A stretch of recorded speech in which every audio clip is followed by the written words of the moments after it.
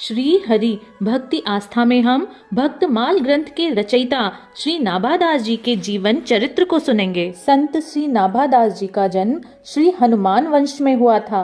आश्चर्य की एक नई बात आप ये जानिए कि नाभादास जी जन्म से ही नेत्रहीन थे। जब इनकी आयु 5 वर्ष की हुई उसी समय महान अकाल का दुख पड़ा। दुखित माता इन्हें वन में छोड़ आईं।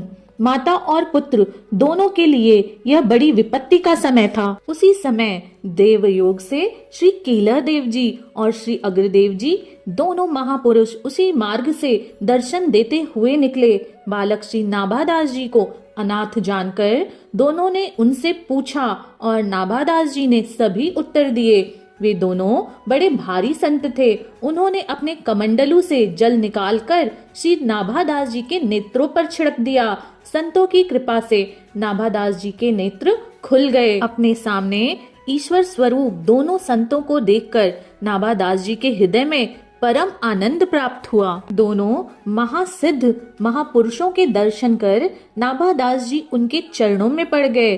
नाभादास जी के नेत्रों में आंसू आ गए। दोनों संत कृपा करके बालक श्री नाभादास जी को अपने साथ ले आए। श्री कीलह देव जी की आज्ञा पाकर श्री अग्रदेव जी ने इन्हें राम मंत्र का उपदेश दिया और इनका नाम नारायण दास रखा। जयपुर में गलता आश्रम श्री गलता पीठ में साधु संतों की सेवा उपस्थित थी। वहां सर्वदा संत समूह विराजमान रहते थे।